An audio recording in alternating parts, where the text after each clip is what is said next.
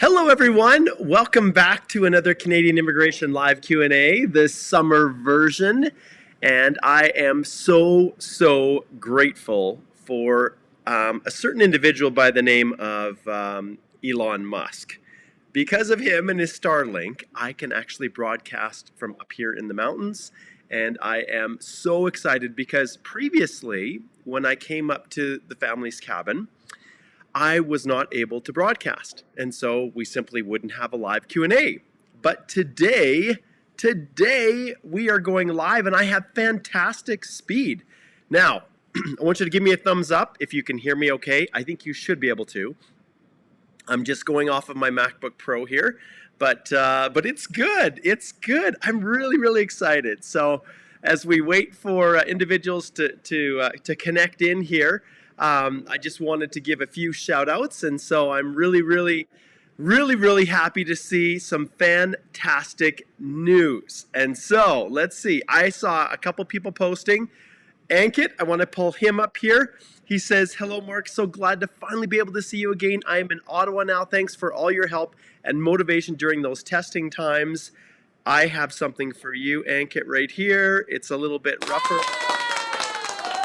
but there's absolutely an applause for you. I'm so delighted. So many people are now finally landing, and they're coming to the end of that horrible journey that caused everybody's lives to just be turned upside down during the pandemic. And so, wow, it's just, my inbox is just full of people telling me about their that they've now landed in Canada, or they've got their visa and their passport, and they're getting ready to travel. And oh, it's just so awesome.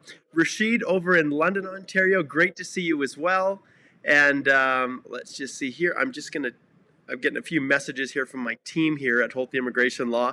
Guys, I'm in the middle of the live stream. Okay, okay, let's see here.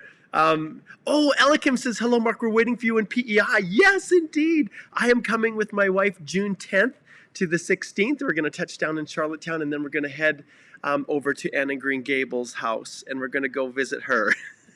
So my wife and I, 50 years old.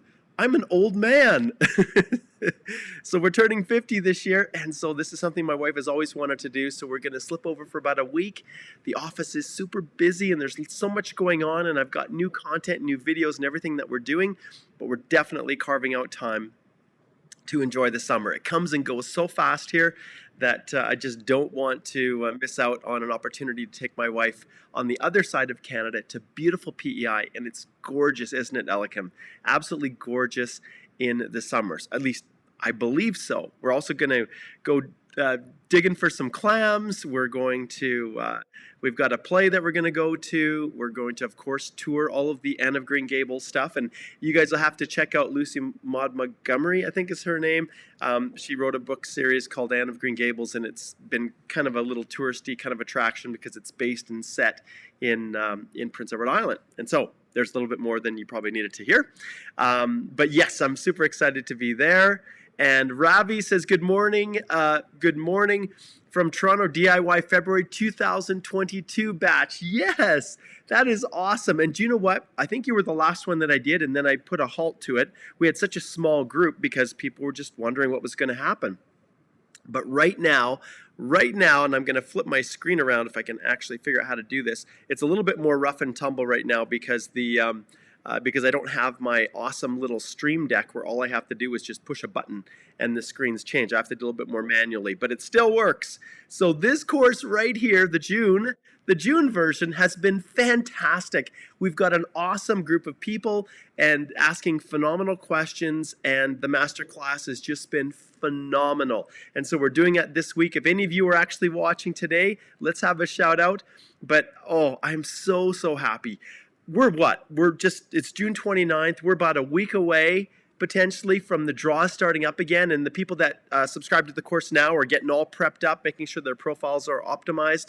But I'll be honest with you guys, by and large, most people register for the course when they get their ITAs and they realize, oh my goodness, what do I put in this spot? The profile is just a bunch of information you throw in, right? You can't really get too much wrong when you're completing your profile.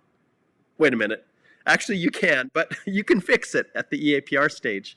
And so, so lots of people will register. So I'm looking at probably doing another one in, well, we'll see. Maybe July. I might do another one. We'll just see how the draws and the rounds of invitations go and the demand goes. But likely it's going to be in August, I think. So we'll see how it plays out. All right. Okay, let's see who else we have here. We have, and if you've posted questions, hang on to those questions for just a second. Let's see. Ian, hello. Good to see you connecting in. And let's see. Habiba says, hello from Edmonton. Awesome. June 2019 AOR, passport request, March 26, 2022. Oh my goodness. Landed June 18th. Thanks for all the information you provide. Habiba, that is fantastic. And I'm going to give you one of these as well. This is the fun. I love this. And to come to Alberta, you know, Habiba, I'm actually going to be heading up with my son in the beginning of August. We're going to travel way, way, way up to kind of the north central part of Alberta, close to the BC border where my uncle and my cousin live. I haven't ever been up there since I was a baby, and it's up near Dawson Creek. It's kind of the closest landmark, which is on the BC side of the border, but we're going to be doing a road trip, me and my son Adam, and I'm really excited, and we're going to be passing right up just a little bit south of you in Edmonton, and so wonderful to have you aboard. Thank you so much. Oh my goodness, look at this. Amir says, hey, Mark from Canada. Hi, Mark from Canada. Officially, I am a landed immigrant waiting for my PR card to arrive. Thank you so much, man, for the advice. Oh my goodness, I got to give him one of these too. All right, Lay says, hello, who's excited for the first draw? I think everybody is. Clearly, you can see that I'm excited. Oh my goodness. Express entry is my absolute favorite thing to do. Okay. Let's see. We've got Tem here with a thumbs up. And let's see who else we have here. Natish says, looking fantastic, Mark. Thank you for your videos. You know, Natish, I was considering doing this outside, but there's just a little bit of a breeze that probably would cause some of that wind noise that affects the speakers. And so I wasn't able to do it. But oh my goodness, if I could show you guys. Wait a minute, I can show you guys. This is the view that I am working with right there. So let's see if I can show you guys out there. So that's my view. Yeah, it is so, so beautiful. And but it was just a little bit too windy to try to do that today for the live. But maybe one day I'll figure it out. Okay, awesome, awesome. Okay, let's see here. Yes, Paul is tuning in on the Canadian Immigration Institute Facebook page. Hi, Mark. Good day. Hoping to get ITA this July from Surrey, BC. I hope you get it as well. And Joe says, hey, Mark, great to catch your stream. That is a fantastic segue to something I want to share with you guys. And we'll go a little bit later today. So don't you guys worry about, you know, time and stuff. We're going to get through this. We're going to have a lot of fun today. And once, right now, we don't have a massive number of people watching. So I'll try to get to as many questions as I can. But this is a fantastic segue into something I want to share with you. So one of the things I love most to do when I'm out here is fly fish. And last night, it was really late. It was just about dark. I'd say it was about maybe 15, 20 minutes before the sun was going to go down. And there's this little canal that flows out of the lake that I just showed you here. And usually the water isn't flowing enough, but we've had so much rain that they've had to open it up and let the water flow more.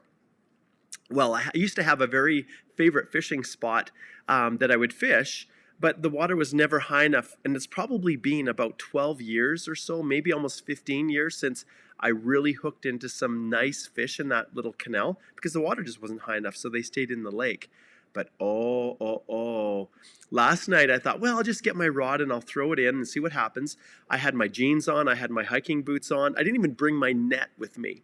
And as Murphy's Law has it, if something happens, you know, or could happen, it will. And that's what happened. I hooked into a nice little fish. So bear with me. we're here. This is a summer episode, so there's going to be lots of different stuff going on.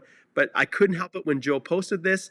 So take a look at this. Watch this, and I'll just skip through it to the end.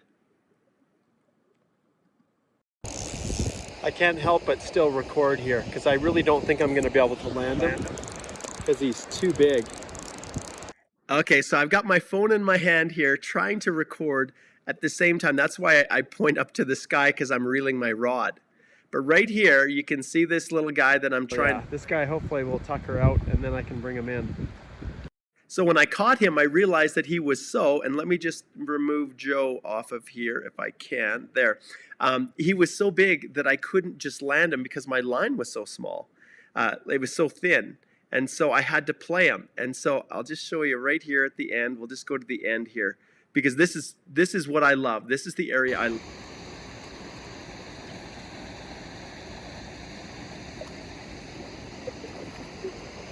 There we go. Now you can see him.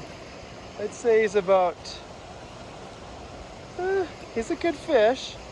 I'd say for here, he's probably about 15 inches. No net. I have no choice but to play him. And oh,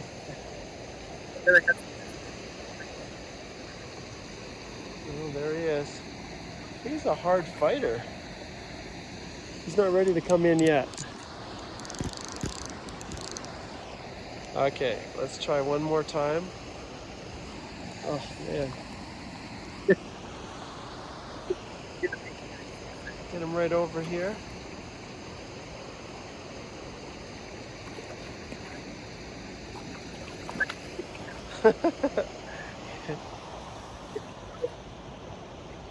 Oh, great. And then we've got the white-tailed deer over here. There's some white-tailed deer hooting and hollering. Hopefully I don't have a bear coming to join me.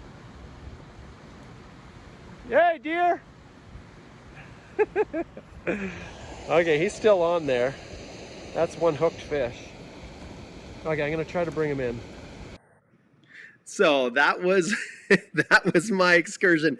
It's your fault, Joe. You're the one who said catch your stream. I want to show you one other thing here too, which is the finished product. So there is the little guy. There's the fish. And oh my goodness, was he a fighter. He was a fighter. So much fun.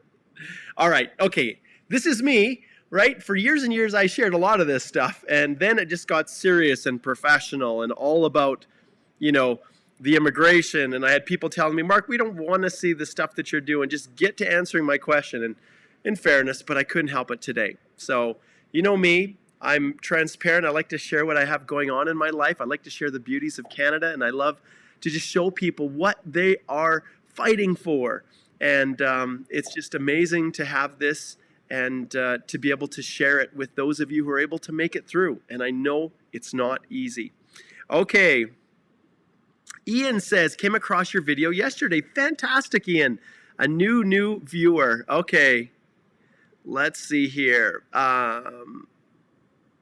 Okay, and then we've got Amir. He says, hey, Mark from Canada. Officially, I'm a landed immigrant waiting for my PR card to arrive. Yes. Thank you so much, man, for your advices. Okay. Ian says, love the live Q&A sessions.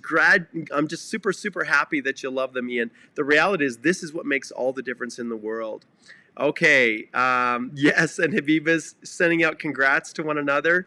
Very cool. Very cool. Okay. And I'm going to get to your questions in just a second. Let's see here.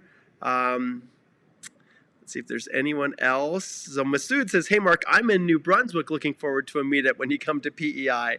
That is cool, Masood. That's awesome. Atlantic Canada is absolutely beautiful this time of year. All right. We've got Sakina over on the Canadian Immigration Institute Facebook pages. Yes, Facebook page. Good morning from Langley, BC. And Andy, he says, I'm in your current masterclass. I love your immigration knowledge and passion to help people get to Canada. Awesome.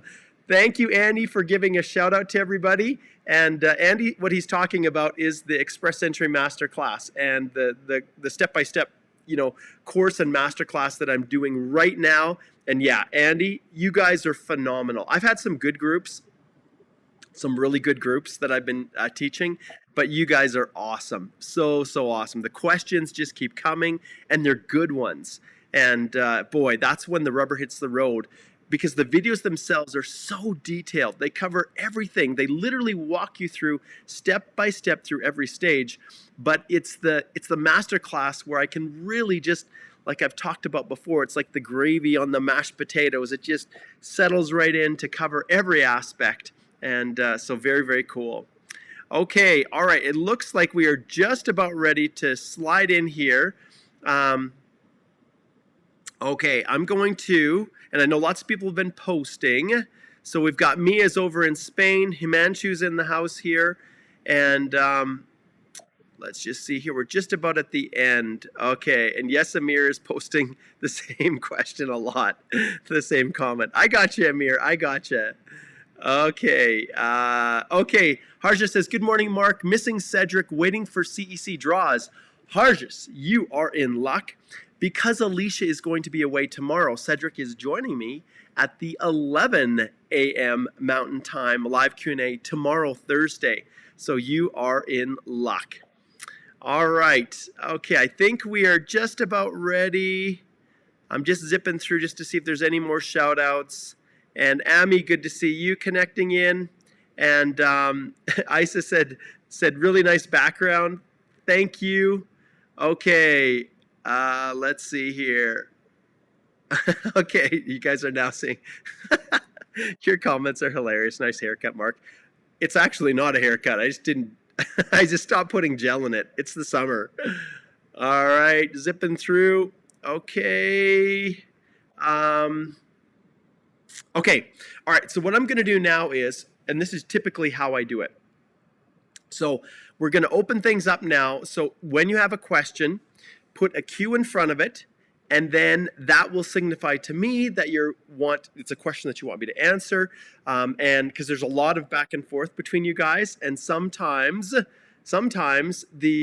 can't tell if it's just someone responding to someone else or if it's a question. So yes, so start posting your questions now. And Arnish says, when are you going to open masterclass for spousal sponsorship? When am I going to do that? It's in August. We have settled on a day. I think it's the first week. Is it Express Entry the first week in August or Spousal? I can't remember. Go to the site right here. Here's what I want you to do. The Spousal is just starting to get some popularity. It's just starting to rank up. So what I want you to do, it's going to be in August. I want you to go here, click on here to reserve your spot, okay? By reserving your spot, then you will get notified immediately the moment that it is launched. And remember, if you're an immigration consultant, just click that, and then we put you in a different queue, because there's certain things that individuals are going to want to see and certain things that consultants are going to want to see, and we just try to make it sure that it's tailored to give the best resource and support to depending on what situation you're in. Okay, so yes, so get over there, and it's on the Canadian Immigration Institute page, and you can just click on the link below that should take you to the CanadianImmigrationInstitute.com, where you can go through that. Okay. Anita says, hey Mark, just recovered from COVID as a family. Great. That is fantastic. Okay, here we go. Abed is the first question. And Abed says, hi Mark, I hope you're fine. For Express Entry, can one use the same current employer reference letter that one submitted for the OINP, or is there a time limit and need to get the same letter? Okay, so Abed, if it covers all of the requirements of Express Entry, and let's say it's a reference letter from an employer you're no longer working for, then absolutely you can. There's no problems with that at all. Now, I don't like to leave employment letters where you're currently working with that employer. I don't like to let those get too old, and usually 3 months or however long it takes for the nomination to come back from the OINP. I always like to update the letters for the employers that I'm currently working with, or the employer that I'm currently working with. But the other ones, if you're no longer working there and they meet all the requirements, that letter can be older. So it's not a problem. And if you used it for the OINP, once again, the only caveat is that this is a big mistake. And this is something I want all of you to understand. Just because whatever you submitted to the provinces for the PNPs worked does not mean at all that it's going to work for Express Entry. So make sure that your reference letter meets the specific exact parameters that Express Entry wants you to demonstrate. And if it does, then you can submit it. So put simply, if it's done correctly, yep. If not, then just because the OINP accepted it doesn't mean that Express Entry will. All right? And we cover a ton of that stuff. We talk about all those ins and outs in the course. Okay, Nisrin says, hello Mark, what if my currency isn't available on the Bank of Canada site? What is the alternate solution for proof of funds? Thanks. Great question, Nisrin, because there really isn't a lot of currencies on there. Then just use whatever currency converter you can find. It doesn't really make a big difference. Generally, they're all kind of in the ballpark, and so just use whichever one you can find, and they're going to ultimately make their own determinations, but that helps them to get a little bit of a leg up, at least. If they can see clearly from your currency converter that you've printed out that screenshot or the whatever printout you've included with your proof of funds, often they'll just say, oh yeah, okay, it must be more than that, and I don't need to do my own assessment, theoretically. So, and lots of people are probably asking, excuse me, what are you talking about, Mark? Where does it say you have to provide a currency converter? Well, Nisrin and the rest of you, like Nisrin has pointed out, I should say, it's a wonderful practice tip that just makes it easier for the officer to know exactly how many Canadian dollars that you have, the equivalent in your bank account when you're providing your proof of funds. Okay. All right. Okay. Tina says, hello, Mark. For FSW Outland, should I put my spouse foreign work experience in the DEPR? I'm missing some documents and she can't get them. Please advise, keep up the good work. Once again, covered in detail in the course. You do not need to provide a spouse's foreign work history in the work history section of Express Entry. There is no points awarded for it. It doesn't form a part of the eligibility assessment in any way. But 100%, when you file your EAPR and you complete the personal history, any work history that goes back 10 years or to the age of 18, whichever comes first, that work history absolutely needs to be listed in that personal history, even if you didn't list it in the work history section.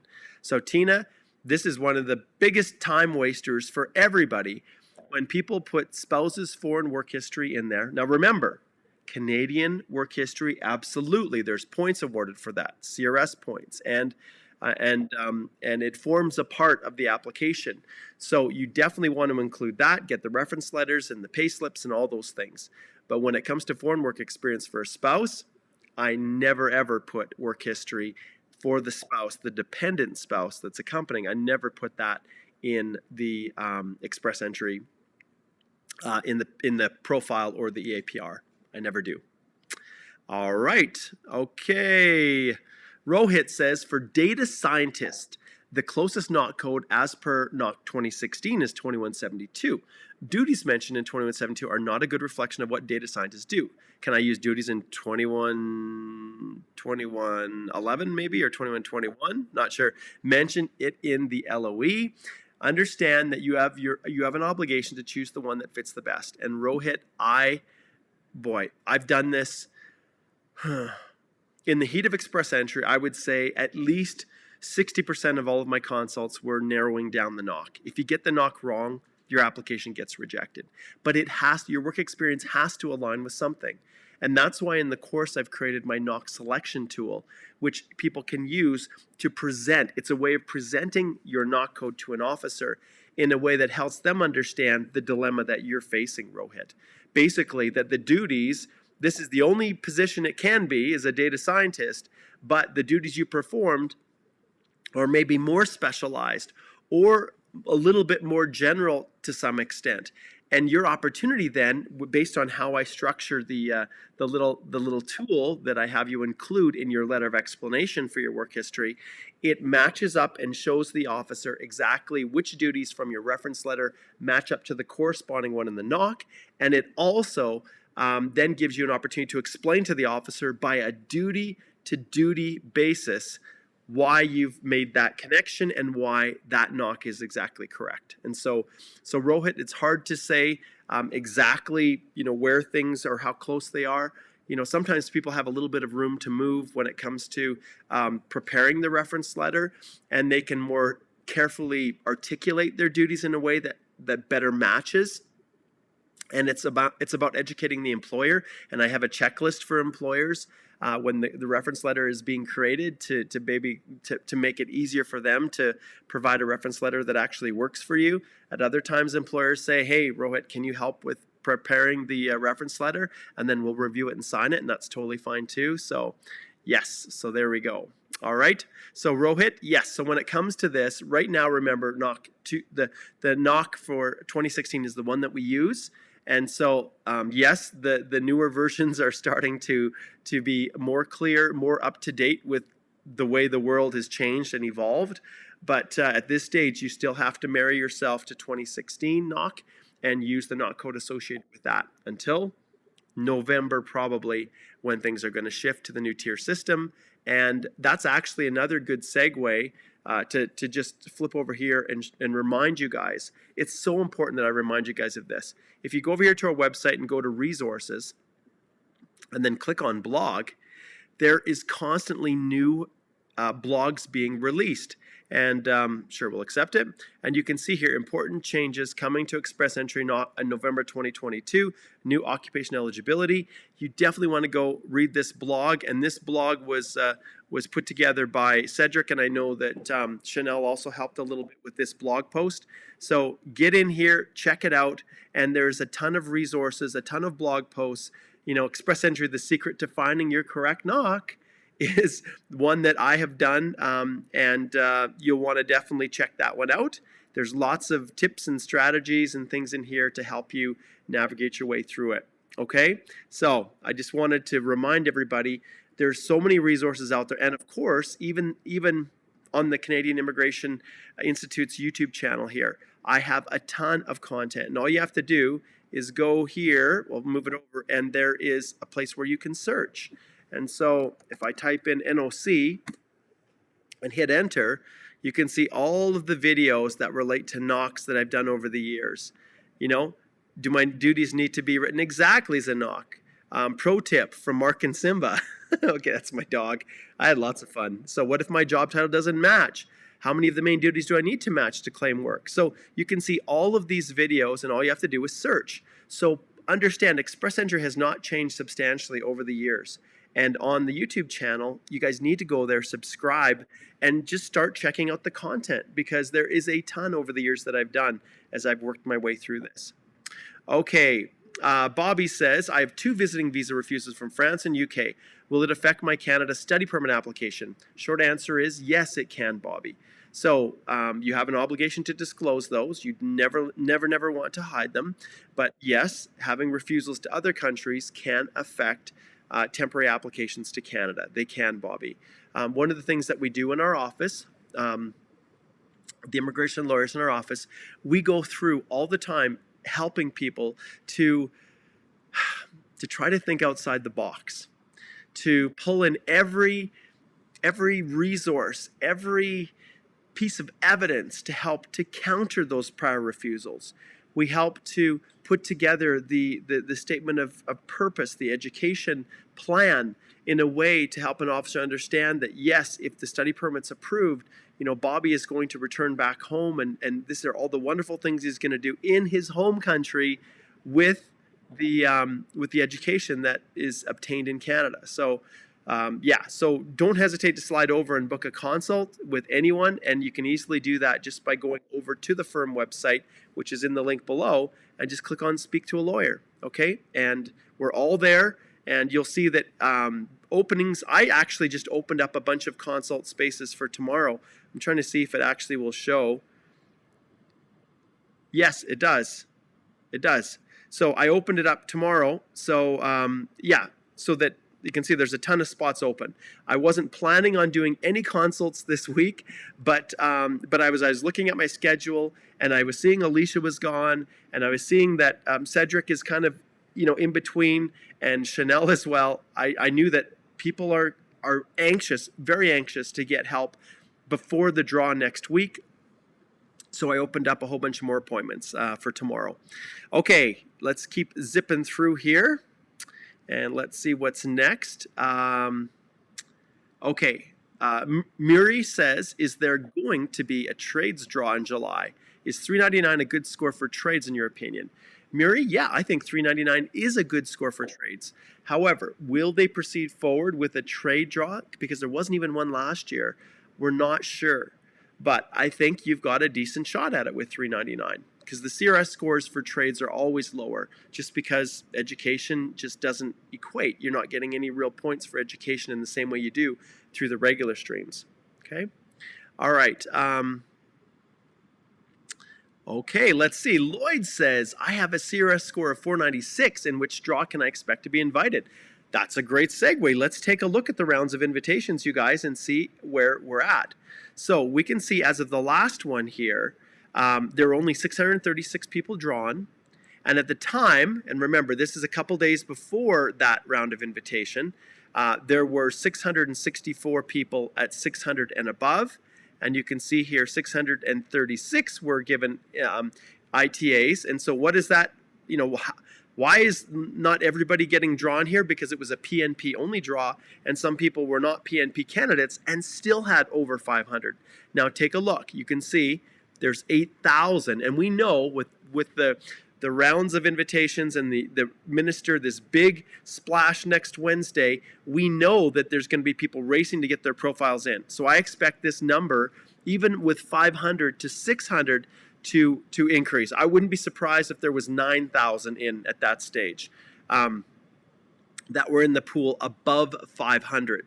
And so your question here you ask is at 400 and let's see, what do you have? 496.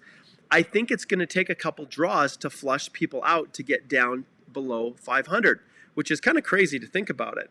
But if you look at this, we've got 8,000 to go through.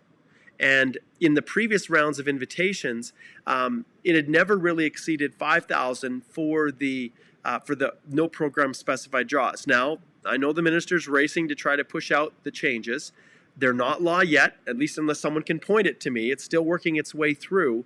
And so these initial draws, if they go forward with them, according to what the minister said was going to happen, and there's no targeted draws, it's going to be probably 2 or 3 draws, maybe even 4, before it gets down to a level below 500. So that's kind of my view on that. And I know lots of people are wondering. And at the end of the day, the most important thing that you guys can do is to get your profiles in. And on the YouTube channel, if you have not watched these, guys, I'm trying to find ways to give you guys the easiest way of consuming information. And these live Q&As are not easy. They're tough. And if people are dedicated and watch through, they can learn little bits and pieces, but they're not targeted. So that's why I created all of these. And I'm going to get rid of the search feature here. And I'm going to go back to the main site. If I can find it here, go back to home. That is why you will see, and you can see Cedric is up with me tomorrow because Alicia's on holidays. You can say with the videos that we've released, I have created a bunch of videos that are specifically targeted to express entry. You know, can I use 2 knocks? Language tests. Let's see, what else do we have here? Reference letters, knock code, basically how to choose it. And so there's targeted videos that you guys have to check out that are strategic and quick wins. So they're not long. You can see this one's 8 minutes, this one's 9 minutes. So we're experimenting with shorter videos to make it easier for you guys to consume that information. And on that front right here, tomorrow, I'm not going to wait any longer. My spider sense is tingling. And I believe that the minister, I could even see him announcing something on Canada Day. They tend to do that, like July 1st. Now, I'm not saying that that's what's going to happen, but there's a tendency to have big splashes on, you know, big celebratory days. So it wouldn't surprise me if the minister launched the 18-month post-grad extension on Friday on July the 1st. Now, I don't have any insight on that. That's just my spider sense tingling back here. So I did this video on the expansion of the 18-month back to September of 2021, which is freaking awesome. But tomorrow, Igor's going to post here. You'll be able to see it here on the upcoming live streams. But tomorrow at 5:20, why am I doing it at 5:20?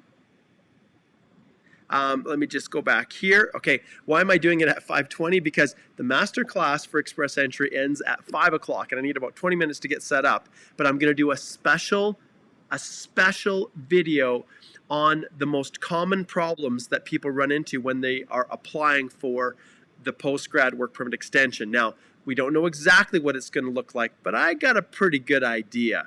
And one of the things I want to point out is that I think the delays are the people that are developing the portal for it. And I think they just don't have it ready. And the minister said that they're looking at a simplified way of doing it, which is code for a new process, just like the TR to PR pathway had its own portal to go through. So does, and I believe should be the post-grad work permit extension. So if that's the case, and there's going to be so many people racing to get this filed, tomorrow at 5:20 p.m. Mountain Time, I'm going to do a special live session where I provide my top tips for avoiding disaster in that process. And why do I do this? Because of all of the consults I had with people who missed out on their opportunities before, and many of them, well, not many, well, too many, have completely lost their opportunity to become PRs and had to go home. And I do not want that to happen to anyone, let alone you. So stay tuned for tomorrow. We're going to do that. Okay, let's keep zipping through here.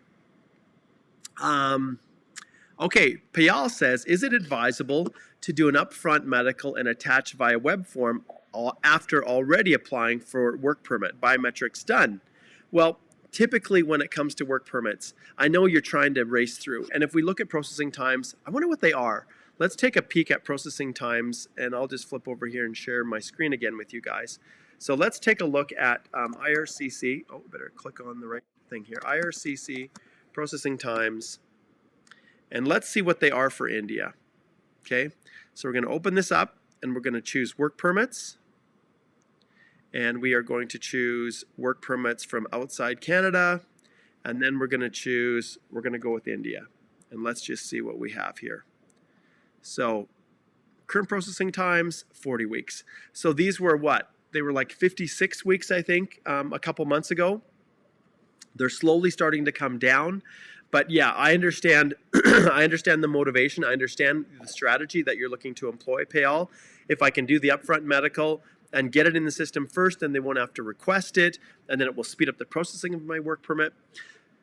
There was a time when I would almost always do that. Anything I could do to get something in the hands of an officer before they requested it, I would do it.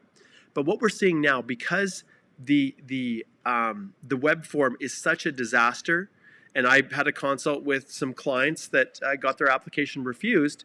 It was horrible. They had received an ADR request, and the ADR request told them to upload it into their MyCIC account, into the GC Key account, but then they didn't have any spots to upload. And so they created a situation where they couldn't comply. So the person used the web form, said, hey, there's a glitch. Can you open up the spot so I can respond? And and ultimately, there was no response. And nothing changed in their portal. So then they had to go and upload everything via web form. And one day after the 30 days expired, they got a refusal letter saying that the person didn't respond. Now, there's a bunch of other factors at play, but that was entirely challengeable. So easily. And within the firm, we handle judicial reviews. If your application gets refused and it was refused basically in error, then we can absolutely challenge that. So Cedric is driving the ship, excuse me, with those types of applications. Mandamus, judicial review, all those kinds of things are now something that Healthy Immigration Law offers. So yeah, in your situation, ultimately, what do you do? Well, if you've got a web form and you're thinking about getting the medical done in advance and then submitting it via web form, there's nothing saying you can't do that. But ultimately, it's a question of whether or not it's going to get linked to your file and whether or not they're going to send you a separate 1017 because things pass each other in the night and your upload to the web form crosses paths with their request in your portal to get a medical. And so that's the only issue. And then what do you do? Do you go get the medical again? Or do you try to say, hey, ignore that 1017, I've already completed it? It gets a little muddy, a little messy. So, but there's nothing stopping you from doing it, pal. Okay. Tatiana says, do you think Bill C19 will be used straight after it's approved, or do you think they will wait until next year? Thanks for all your help. Immediately. The whole reason they're racing it through is to use it as soon as it becomes law.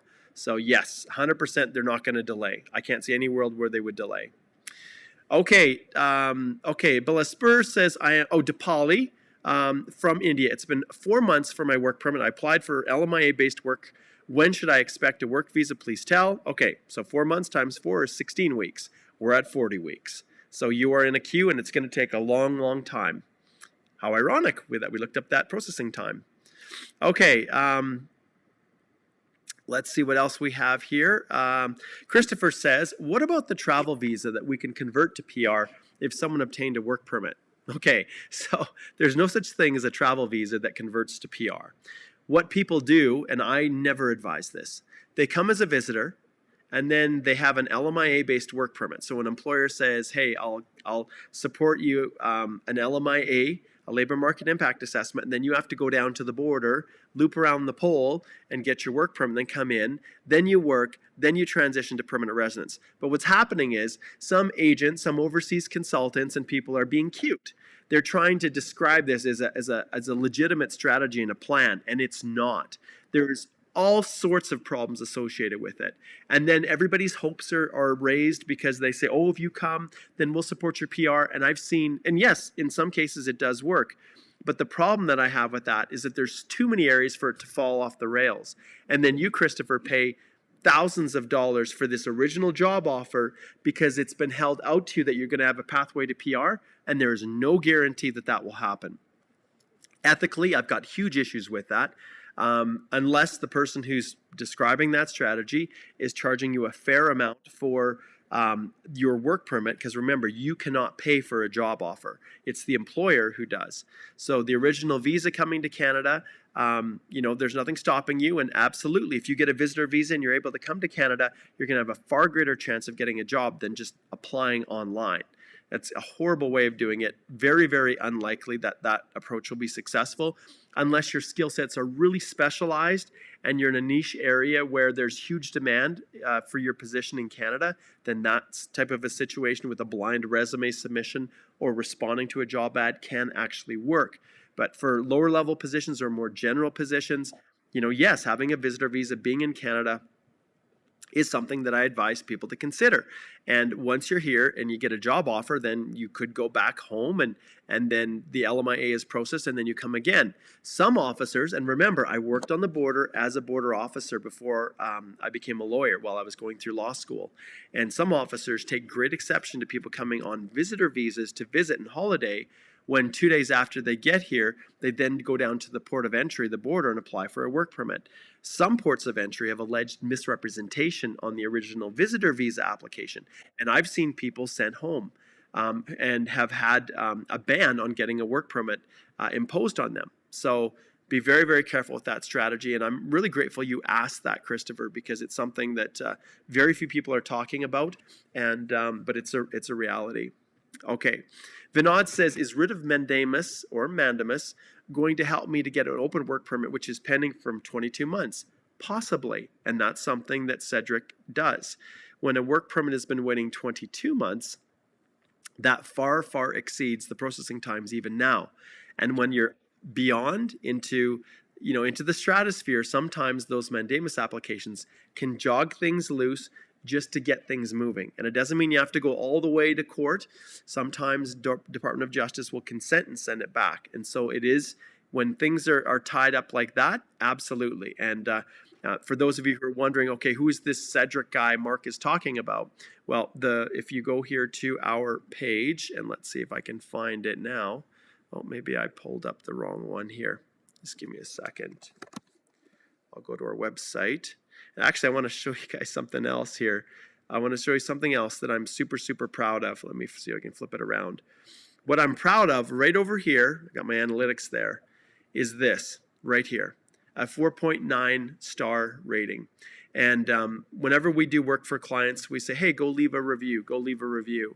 And I'm glad that it's not 5, because there's no way anyone who says that they are perfect in what they do, or that every single person who ever comes to their website just absolutely loves everything that they do, it's just disingenuous. Like, there's no way.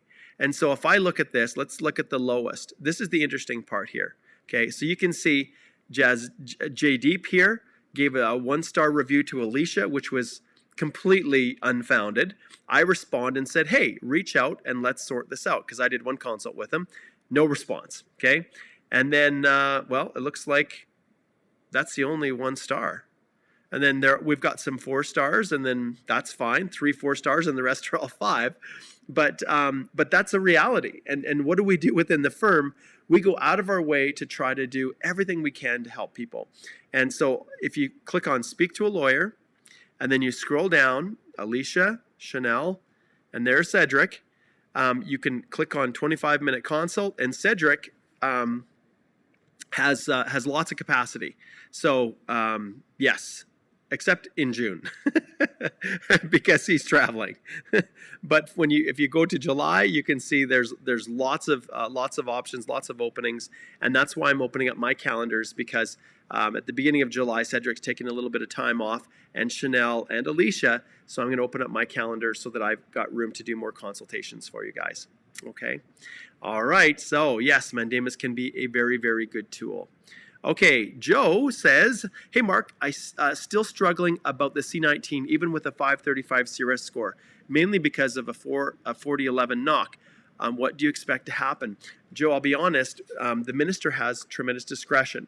It all comes down to where they feel labor shortages are. And if ultimately they settle on a particular knock codes that they're going to target, they have the ability to do whatever they want, including targeting international students on postgrad work permits. So they could say, all right, this draw is for anyone holding a postgrad work permit who gained work experience on a postgrad work permit. They could do that. They could say these knocks, like 4011, 4011, is a knock code that's in demand in Canada, and so therefore we're going to give you an extra 200 points, like they do for a 00 knock with a job offer. So there's a whole host of things, and we just have to see what happens with Bill C-19. Okay, we've got unknown here. I love that as a handle. Greetings to you from Bangladesh. Awesome. Thanks for tuning in. I know it's about, what time is it in Bangladesh right now? Maybe 11 p.m. or so. Okay, Matthew. Oh, I love express entry questions. I love those. Okay, express entry profile. Have updated 6 years of work experience, which doesn't include current job. If I get an NOI from Ontario, will excluding current job be a problem since we are required to submit a resume? Please advise. No. For express entry, we don't care. Okay, so for express entry, it's not a big deal. But the most important thing is that you're meeting whatever Ontario has set forth.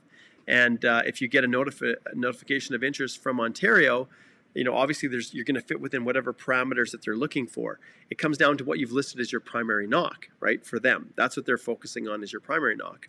But ultimately, after you get your nomination, you don't have to add in your current work experience in your express entry profile at all. You don't. And in fact, in some cases, individuals can get by with only 3 years of foreign work experience because they're already hitting the 67 points out of 100 for the federal skilled worker program with just 3 years of foreign work experience. And the reason I say 3 is because with 3 years of foreign work experience, you never want to go less than that because you're going to maximize your skill transferability points for the comprehensive ranking system. So you definitely want to make sure that you're maximizing everything, but your current job doesn't have to be included in your express entry profile. Okay, over on Facebook again, Sakina says, I'm an international student in Trinity Western University in BC. Do I have to wait until I graduate and apply for express entry, or there are other pathways to apply for PR? Not right now, Sakina. Now, let me qualify that. If you have foreign work experience that allows you to meet the eligibility requirements for the Federal Skilled Worker Program, you can go through that program while you're still in school through express entry. But if you're trying to claim work experience for here in Canada through CEC or anything like that, the Canadian work experience, you can't start to count it until you have submitted your postgrad work permit. Okay, good question. All right, let's get a little drink here. All right. Okay, this is a tricky one. JLSD says, hey Mark, 25 days left on the IEC visa. Acknowledgement receipt on my TR to PR pathway. No news from open work permit extension or recent web form. Can't get through to IRCC on the phones. What do I do next to remain in Canada legally? This one, 100%, my friend, is this. JLSD, you need to slide over and do this, which is book a consult. And like I said, I've got capacity right now within my calendar. Chanel and Alicia and Cedric, all of us, slide over, book a consult. We can connect even tomorrow, and we can go through the options, because it's definitely not something that I can answer in a live stream. We'll need to dive a lot deeper. Okay, let's see what else we have here. Okay, Arnish says, do applicants need any employment letter or any document related to employment when the applicant is being sponsored other than family class as a spouse? No. No. And this is something that I cover. Guess where, you guys? I cover this right over here in the Spousal Sponsorship course. So we talk about this at length. And so why do I have these courses? Because you pay a fraction of the cost that you would pay if you retain me fully. And it's a way to leverage my experience, leverage my knowledge, and help people who are interested in doing it themselves, but value the advice and direction of an immigration lawyer. And so I can amplify my time through these master classes, answering questions just like this, just like your question, Arnish. And so if you click on reserve your spot, get notified. In August, we are going to be launching that course. I've got lots of fun that I've got planned for July, but absolutely connect in and subscribe to that, and I can basically help you guys avoid the problem areas and tell you what to do to get your application approved the first time. Okay, so back to your question. In terms of employment, no, they don't ask for the principal applicant. For the sponsor, they do. They want to know that the sponsor is employed. They ask for a notice of assessment. They ask for a work reference letter. And but for a spouse that's being sponsored, they don't ask for any employment related to employment. It's just not relevant. All right. Good question. Thanks, Arnish. Okay. Uzair, hi, Mark. My spousal open work permit is still in process, and my wife has yet to apply for her open work permit. As soon as the policy rolls out, can we link both applications if at all possible? Really tough to do that. Really, really tough to link. But what you can potentially do is, if your spouse, if let's say on Friday, the Minister Fraser announces the details of the 18-month post-grad work permit extension, and your wife submits an application with your work permit that's still been pending, you can potentially send a web form updating of that fact, because ultimately your spousal open work permit, it is tied to the expiry on whatever status your spouse has, but it's also you have the ability of updating your file and saying, look, my spouse now has another one.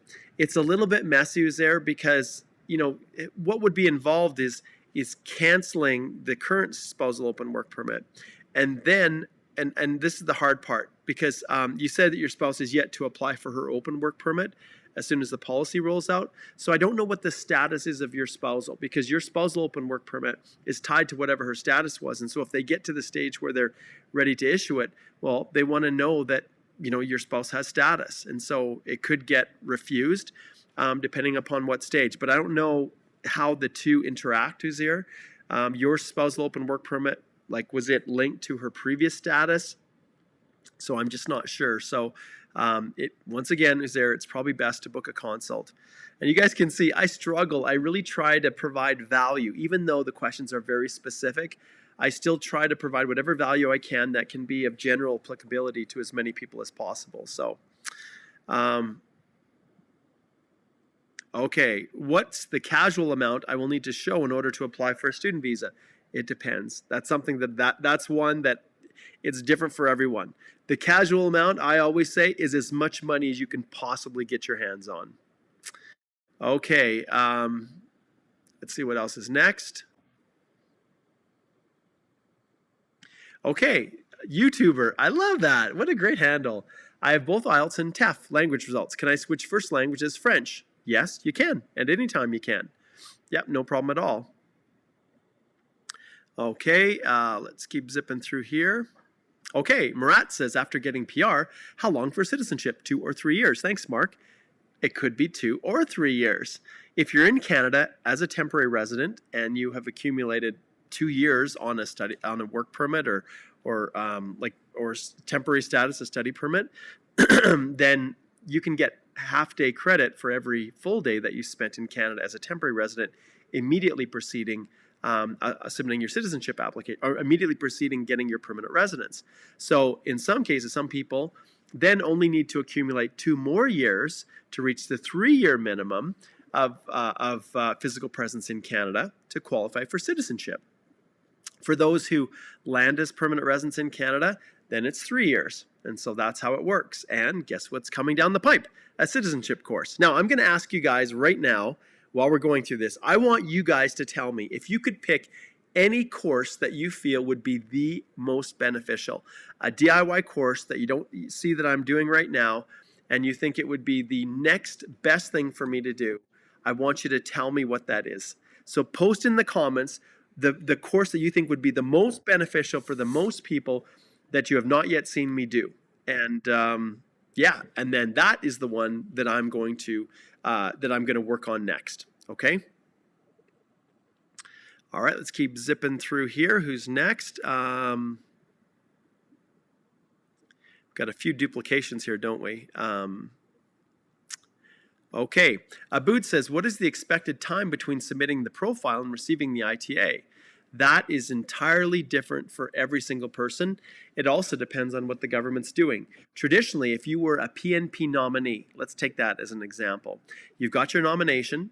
Well, if you submit your profile and you indicate that you've got a nomination and you get those extra 600 points, based on the pattern that has existed up to today, you would know that within 2 weeks or whenever the very next draw would come, you would get your ITA.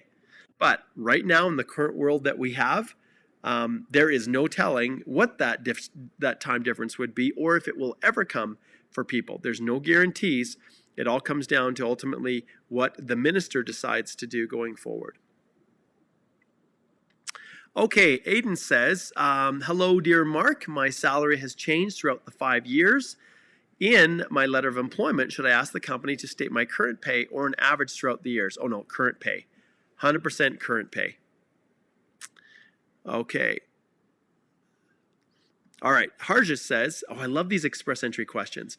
For the work experience, how do officers take into account the salary increases? I do have last 6 months pay stubs, T4s, and notice of assessment. Is it mandatory to provide all pay stubs? Provide them.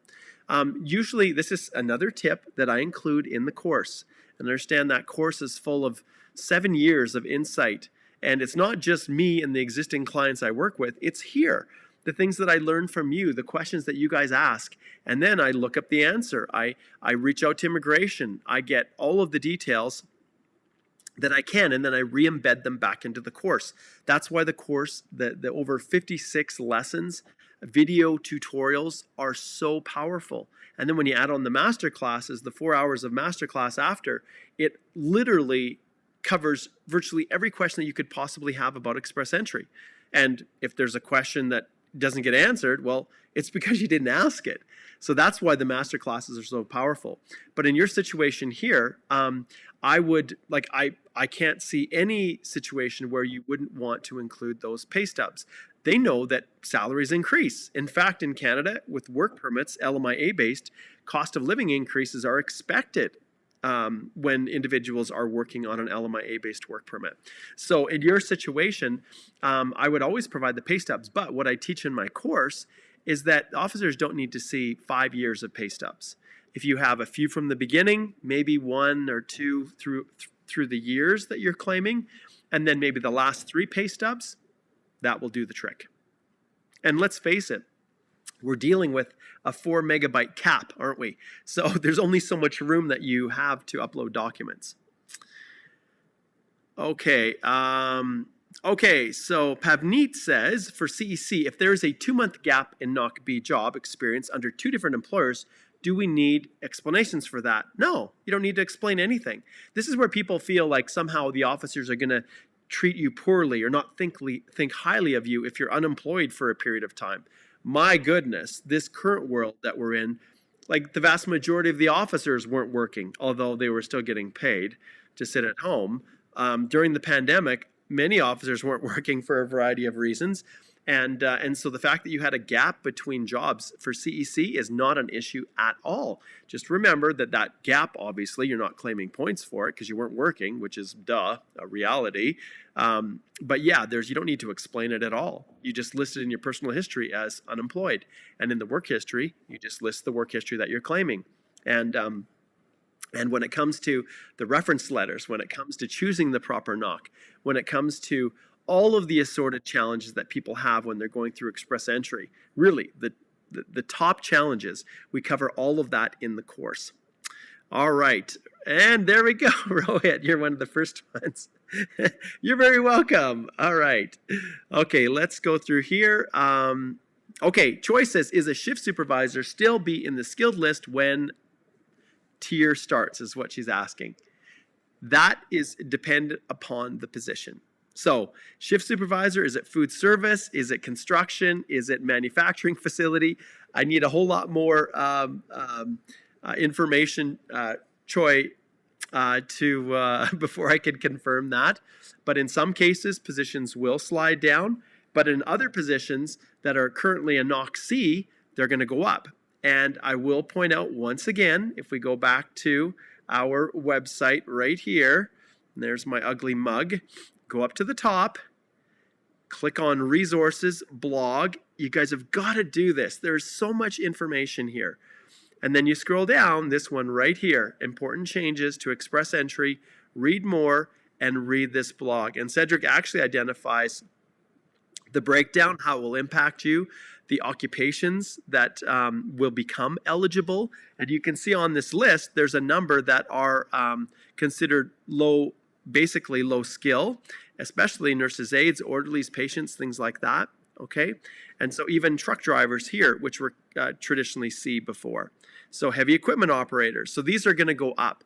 So so Cedric identifies those and talks about occupations that will become ineligible. So go check it out, and that will provide a huge basically a resource for you when you're trying to sort out whether or not your work experience will be accepted after the change. And Cedric is going to join me shortly here. Like I said, he's just having a little bit of vacation here in July at the beginning, but he's going to be joining me, and we're going to be doing Chanel and Cedric. I think we're going to try to get Chanel in too. We're going to do 3 of us, and we're going to talk specifically about that issue. Okay, Choi?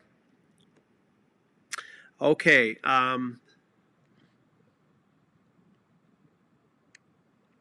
Ian says, I came across a temporary provision by the Canadian government to come to Canada on a visitor visa and apply for an employer-specific work permit. Any idea what this is about? Well, a temporary provision, I'm guaranteeing that's a consultant or an overseas agent who is peddling this as a program. It's not a program. You come as a visitor when you're in Canada, or whether you're outside Canada, it doesn't matter. Ultimately, your first work permit has to be applied from outside Canada. So you still have to leave. Now, during the pandemic, there was provisions that allowed people to get their work permit while they were in Canada, but many of those special measures have now passed. Ian, if you want assistance, I recommend you book a consult, and we can actually talk about that in detail. Obviously, it's something that you're really curious about, and lots of people are doing it. But boy, I've seen so many disasters, and you really get yourself into a tough position. Okay, let's see here. Okay, yeah, and I see, Choi, I see what you're asking here. So go read the blog post. So shift supervisor, Starbucks. Okay. Let's just see. We got a few duplications. Okay. Leovali. Hi, I got my postgrad work permit extension last year, but it will expire again this September. Is there a chance I can get another extension since they stopped inviting CEC since September 2021? Thanks so much. Okay, so anything, but it will expire. I got my postgrad extension last year. Okay, that's one thing we're not sure about, Leovali. We don't know whether or not they will also include individuals who benefited from the last extension. I think there's a good chance that it's probably not going to happen.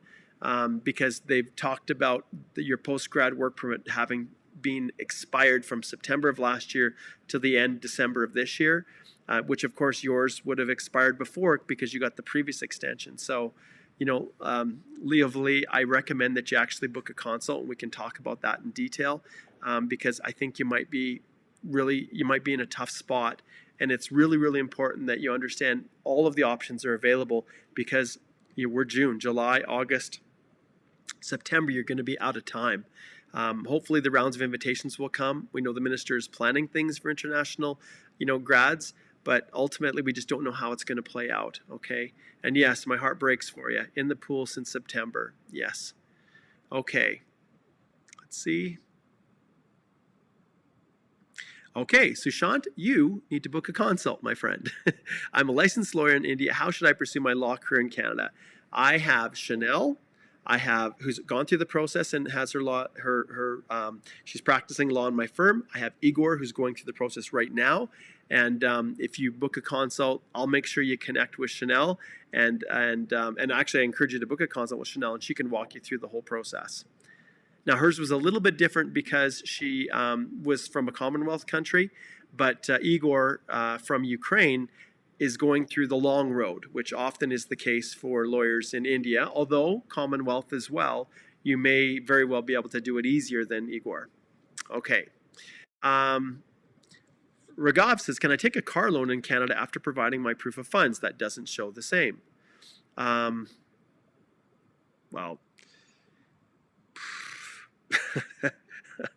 okay, I'm trying to, take a car loan in Canada. If you're going through CEC, you don't need proof of funds, so that's irrelevant. If you've applied to the Federal Skilled Worker Program and you're in Canada, I'm assuming you wouldn't take a car loan in Canada unless you were here. You always have an obligation to notify IRCC about your situation, and it specifically talks about assets and liabilities. So in every case, and some people are acute with this, and they don't worry about these types of debts. And in fairness, it's a little bit of a gray area, I guess is the safe way to say, Ragav. But I always err on the side of caution and disclose. But as far as the loan, technically, well, not technically, the program delivery instructions do advise you to disclose that. So, okay, let's see here.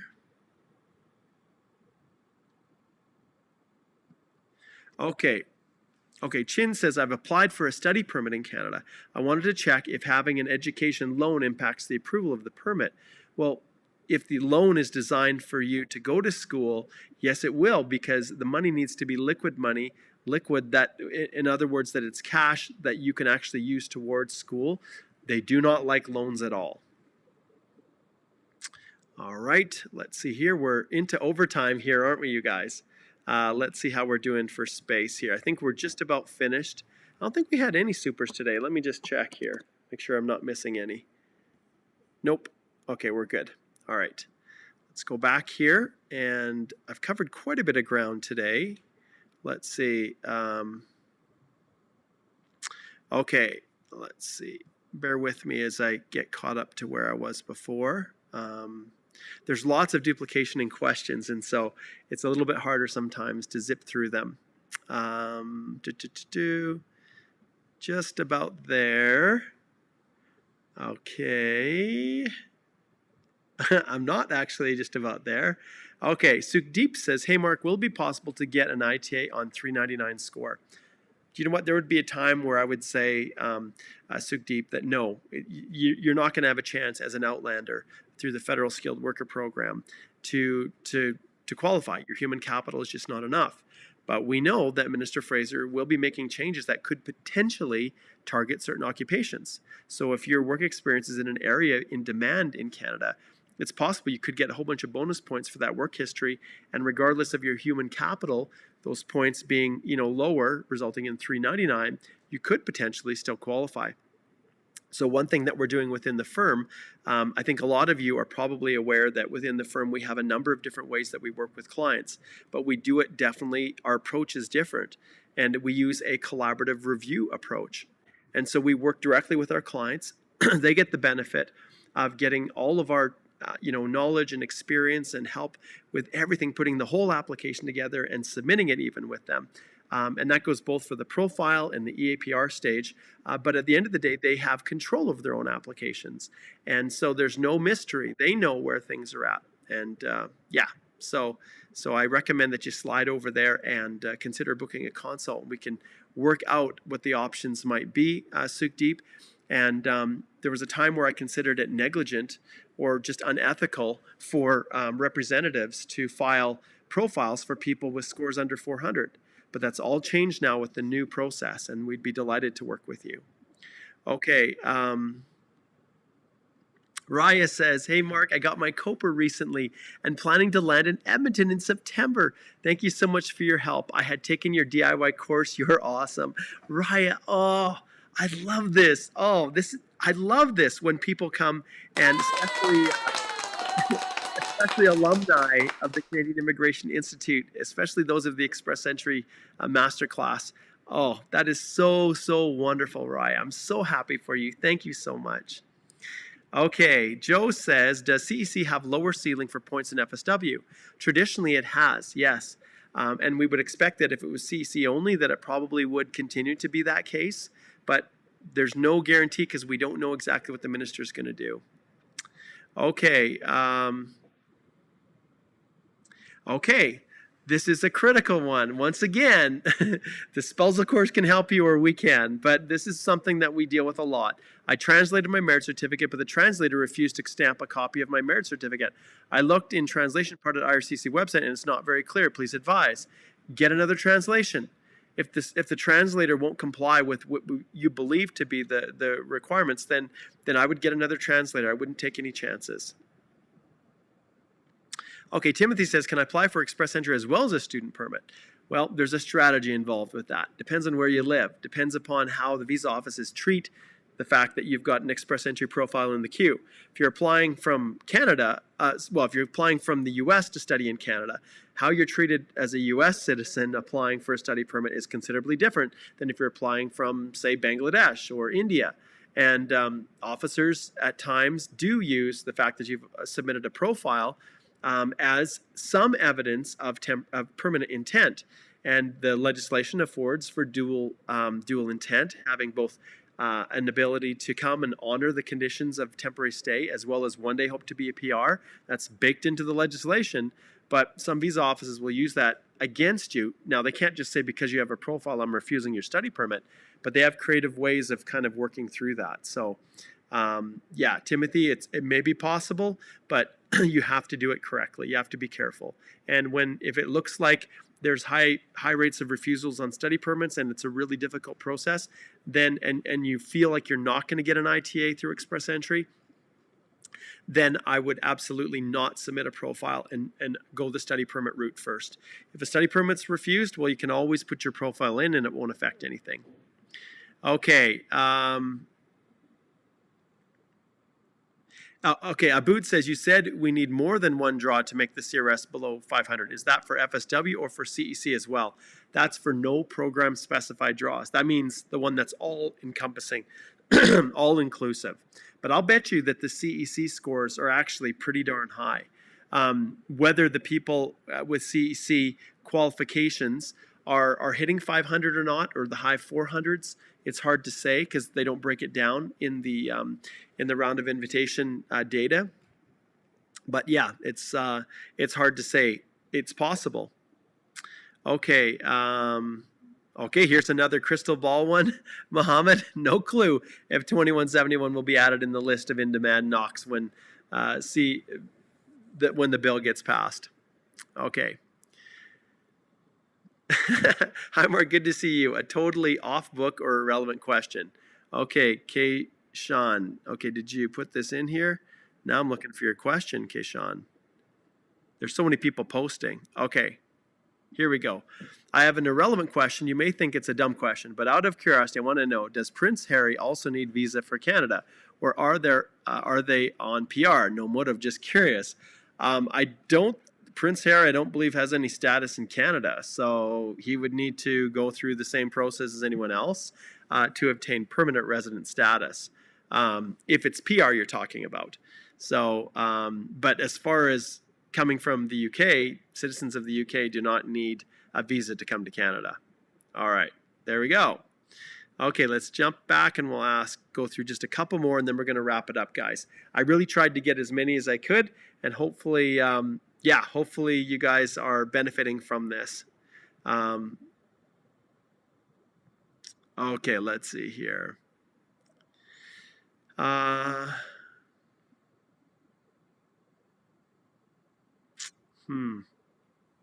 let's see if we can get this one. So 30 Good says, is medical exam times being given exemptions after COPER? Before it was COPER entry, was 1 year from your medical exam date.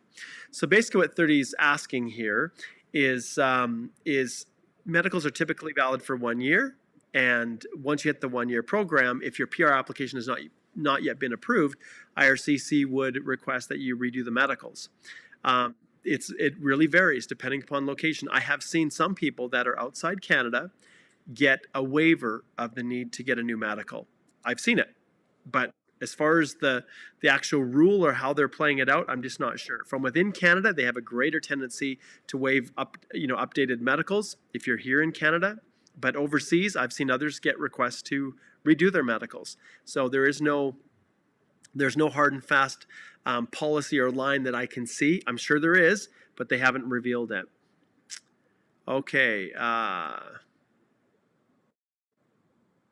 Okay, here's a great question. I'm going to end with Saksham's question right here. As of now, I have 523 score, but I gave IELTS in mid-September 2020. That means his IELTS is expiring in September. Assuming I get an ITA in July or August, do I need to still retake the IELTS? It all comes down to how fast you can submit your EAPR. I'll be honest, Saksham, I would actually redo it. You don't know exactly what's going to happen, and you'd hate for your profile to be canceled because your language test results expired. So I would actually go ahead and redo them anyways. I'm assuming that there's no danger or concern you have of your scores dropping, and but ultimately, yeah, I would redo it. I wouldn't take any chances because there's too much uncertainty and we just don't know. All right, awesome. Well, thank you guys so much for tuning in to this live Q&A. It was an awesome live Q&A today. Beautiful day. I'll take you for a little walk as we wrap up here. I'm going to take you for a little stroll, and you can see why I love being here. And thanks to Elon, who has given me, you can see it's a little bit windy, so that's why. But we're going to go outside. I'm going to take you for a little tour. Why not? I can move my my laptop around here. Okay. So this is it, and this is the outside here. So let's flip this around. Oh, we got a couple fishermen out there on the lake. But it's just heaven. It is absolutely heaven. So, yes. So really grateful to be here. And thank you guys for being so awesome and great questions. And it was just another wonderful, wonderful Q&A. Below, click on the link and get notified when we do our next express entry and our spousal. And don't forget, tomorrow at 5:20 p.m. there will be an announcement. There will be a reminder. You can book, or you can get notified. I'm going to be doing a special live session for you post-grad hopefuls, the extension, the 18-month extension. You guys, I'm going to be doing a special live. I just can't wait anymore. And I've got some spider sense tingling that maybe the minister might use Canada Day, July 1st, as a big splash for the post-grad if the programmers can get the portal set up, because I think that's what's holding everything up. All right, guys, thanks so much. And wow, yeah, as I look here through all of the questions, all of the people that have been asking questions, I wish I could get to everybody, but all right, we better wrap it up. Thanks so much.